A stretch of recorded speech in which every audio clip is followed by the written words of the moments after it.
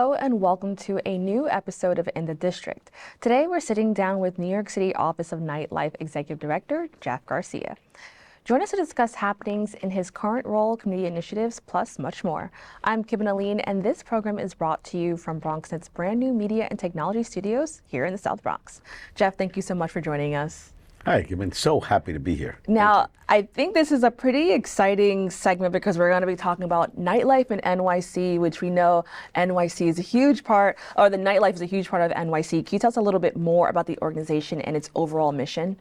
Sure. I was newly appointed to this position last year by our mayor, Eric Adams, as the executive director of New York City's Office of Nightlife, now at SBS. So in furtherance of the work that we already do, now at SBS, we can even offer so much more in terms of programs and things that we offer at Small Business Services. And I'm excited to be in this role. You know, it's a lot of fun, but it's also a lot of work, right? There's a lot of outreach that needs to be done to let folks know in the nightlife industry, restaurant, bars, nightclubs, performance venues, that this office exists and why we are here. We are a non-enforcement liaison between the industry and city government. So we're your eyes and ears within city government to get you all the information that we need.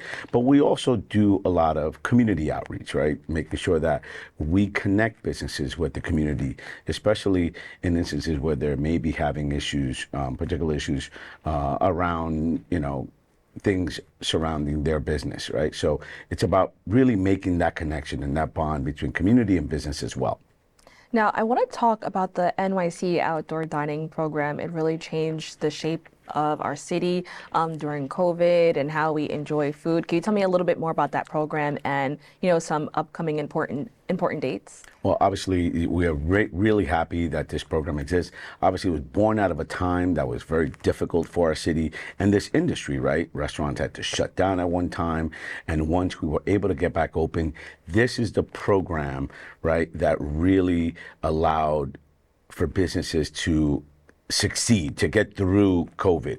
Over 100,000 jobs were saved because of this program, and our restaurant and nightlife industry now have a totally different look and perspective, and we're really happy that we were able to get this done, that this mayor and this administration, this city council saw this and understood that the industry needed to continue doing this. So we passed a permanent legislation, and here we are. And we're coming up on an August 3rd deadline where now businesses must apply if they want to continue participating in the program. They must apply by August 3rd to continue using their current outdoor spaces. So if you are in the program right now, if you're using the temporary program, you have something on your sidewalk, you have something on the roadway, and you want to continue using that, you must apply by August 3rd. So that's the outreach that we're doing all across the city. There's over 1,600 applications already submitted. So already we're surpassing the numbers of the pre-pandemic. So we see that it's working. The Bronx, as of this morning, has over 350 applications, and we're looking to make sure that much more applicants make sure that they apply by August 3rd. Now, of course, we want everyone who can be a part of this program to participate, but what will happen if a business doesn't apply on time? Well, two things have to happen, right? If you apply, you can keep your setup. If you do not apply, then you can no longer use your current setup. You're gonna have to take it down, right? It doesn't mean that you can't apply next year or months down the road. It just means you won't be able to keep your current setup.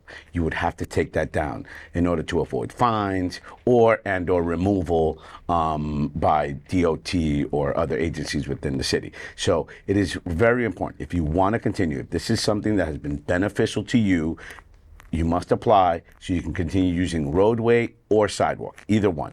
However, again, if you don't apply and you take it down and you realize, down the road that, this is something you want to do, it's an open application process and you can apply at any given time. Now, you mentioned that so many restaurant owners have applied. I'm just curious to know, as somebody who's outside of the industry, what are the benefits of applying for the NYC Outdoor Dining Program, and how has it been beneficial to so many businesses across the city? Well, it changes the landscape of how we use public space, right? It also helps businesses hire more people, so it helps them with their economic development of the business, right?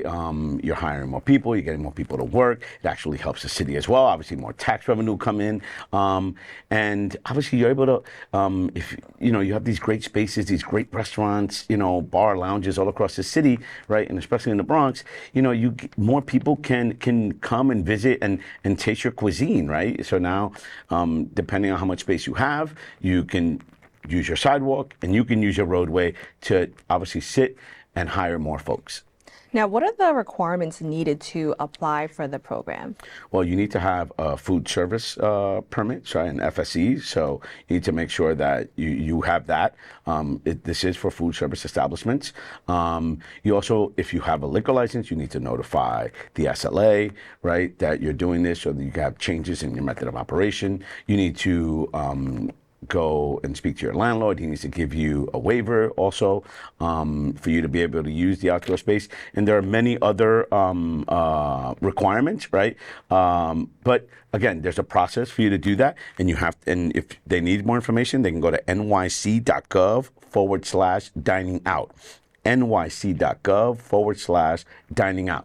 They can also reach out to our office at the Office of Nightlife at Nightlife at sbs.nyc.gov, and we can definitely help them out and get them through this process. Now, I want to take a moment to, since we're BronxNet, highlight, how this has impacted Bronx restaurants. We know that here in the Bronx, a lot of people come here for opportunity to make a difference for their family. How have you seen this program impact Bronx restaurants? Oh, in an amazing way. The folks that have been participating in it, saw an uptick in business, right? And again, what this means is that more folks can enjoy your establishment. You can hire more people, right? And especially folks in within your community. And also that, it changes the way we use our public space. I continue to say that because, it gives a different look. These opportunities weren't always there for Bronx restaurants, right? You only saw outdoor dining, you only experienced this mostly in Manhattan. And now we're seeing how widespread it was, the program during COVID, right? And how many people participated. Obviously, now the program is a little different. During that time, it was free because as a city, we knew we needed to help businesses get through these very difficult times. Now we have a permanent process. There's a lot more regulation and rules because obviously we needed to make sure that there are regulations and rules, right? And make sure that people are doing this safely and in the correct way. So, and then now you also have application fees that you have to pay for. So now you need to really figure out, okay, this was great for me during this period. How is it going to work for me now? These are the costs associated with it. This is the business I'm doing. Does it make sense? And I think what we're realizing is for over 1,600 businesses around this city, it's making sense to apply, right? Especially to continue using what they have right now. And I think that in the future, we're going to see a lot more businesses participating as new businesses open up. In this city right now, 1 in every 7 businesses has opened under this administration. So we're very pro small business in this city. And I think that as more businesses open up, they will take advantage of this program as well. And I want to expand on that. Here in the Bronx, small businesses are, everywhere, and they're very much utilized by the community members. I'm curious to know how many Bronx business owners or restaurant owners have applied for the program. And, how do you hope to see that kind of evolve as we go on? Well, like I had mentioned before, as of this morning, we have over 350 restaurants in the Bronx that have applied. We're going to hopefully see that number grow in the next few days. And after folks, hear this segment here and, they know that they must apply by August 3rd to continue using the program. But again, I just see in the future, all businesses applying for this, or most business, right? They're going to see how well this program works. They're going to see other businesses, how much people enjoy being outside and eating al fresco. But we're really happy with the numbers. I mean, we didn't see those numbers pre-pandemic. This just wasn't something folks thought about, could do, wanted to do. Now they realize how important this is and how beneficial it is. And I'm glad that our city is leading on this. It's one of the most expansive dining out programs in the country, and probably the best in the world. So, this is something we're very proud of. Thank you so much for expanding on that. It's time to take a quick break, but when we come back, we'll get to some final thoughts from New York City Office of Nightlife Executive Director Jeff Garcia. Stay with us.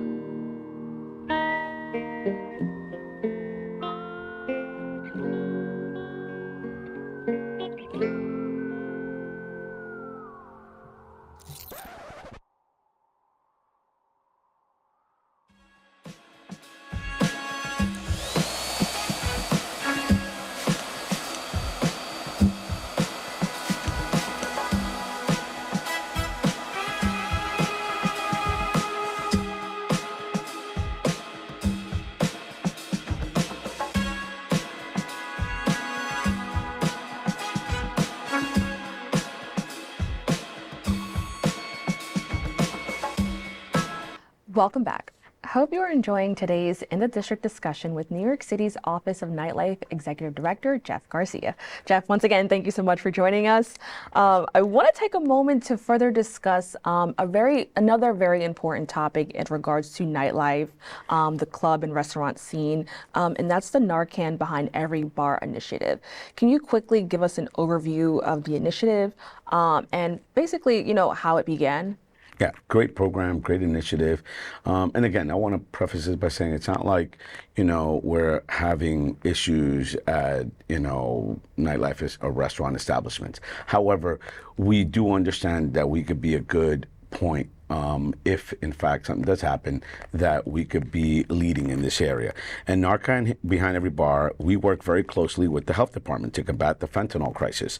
And with Narcan Behind Every Bar program, we sadly see what's going on all across this country and New York City with the fentanyl deaths.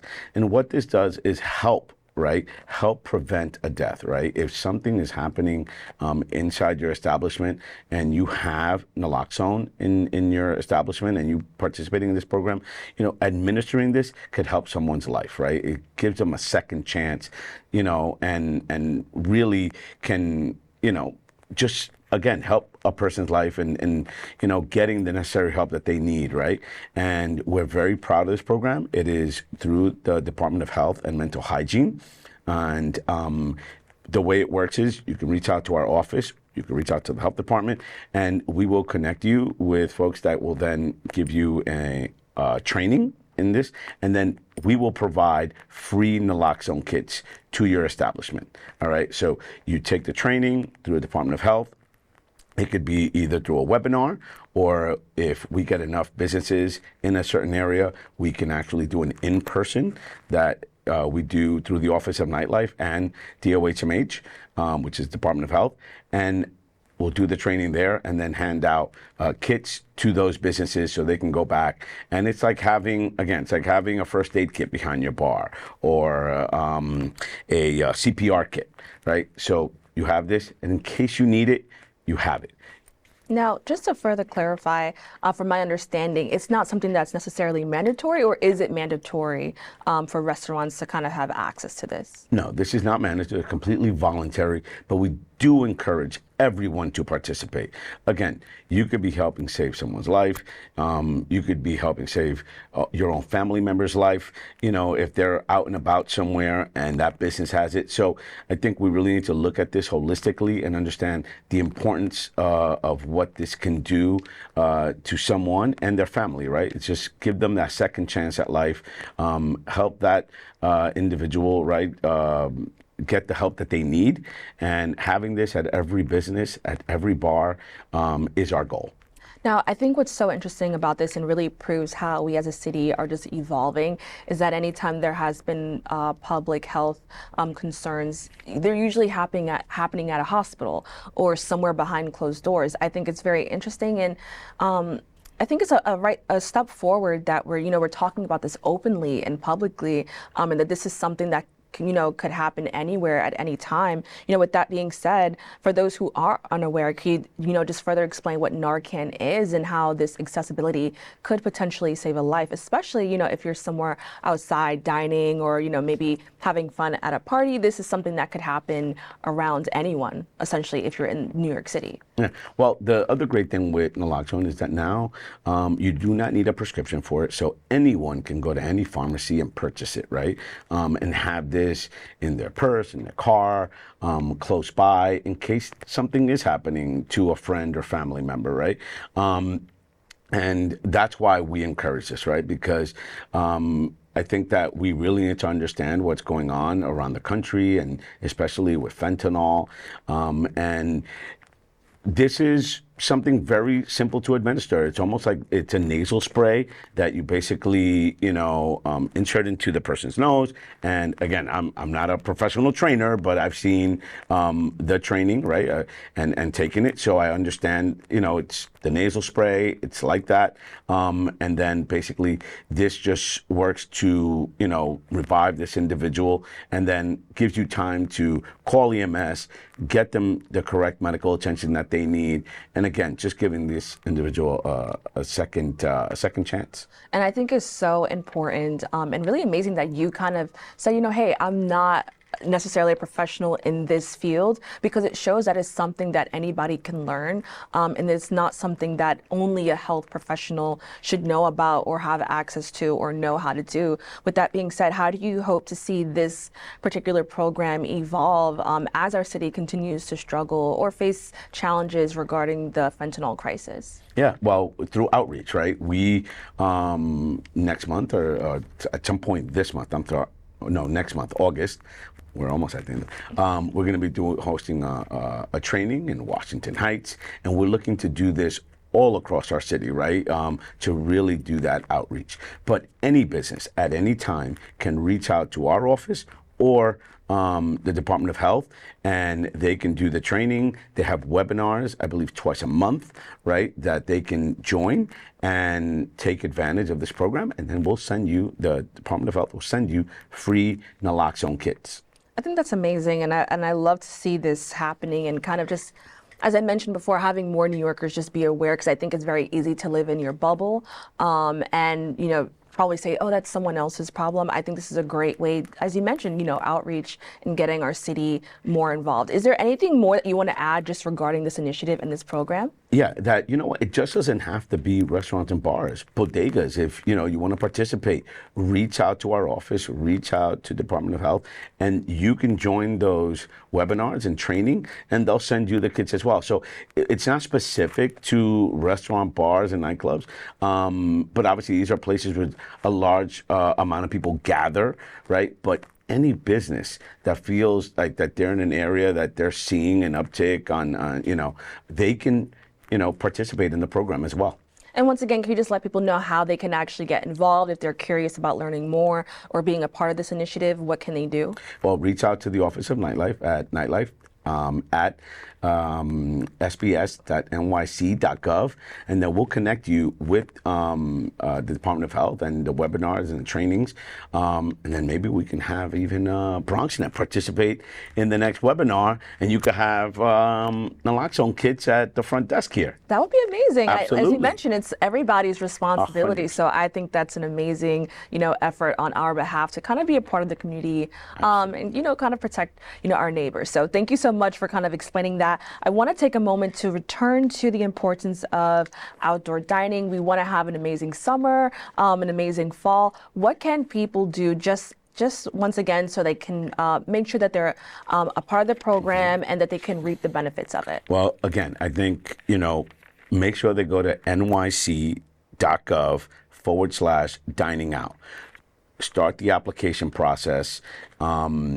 get that going, submit. Even if there are documents that you don't have right now, you can submit them, and then obviously continue that process past August 3rd. But you need to make sure you go on there, you apply, and you submit by August 3rd. And then again, the city is working with all these businesses to make sure that they have the time that they need. But you must submit by August 3rd, right? So you can keep your current setup. And then once you do that, you have up until November, especially for the roadway, because roadway is not year round. Sidewalk cafes are year round, roadways are not, right? So it'll allow you to keep what you currently have up until November.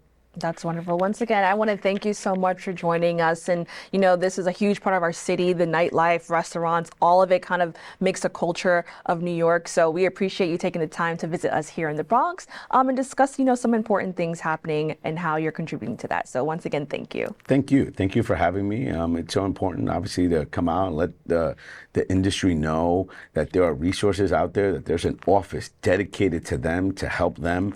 So I look forward to hearing from all the businesses in the Bronx and across the city.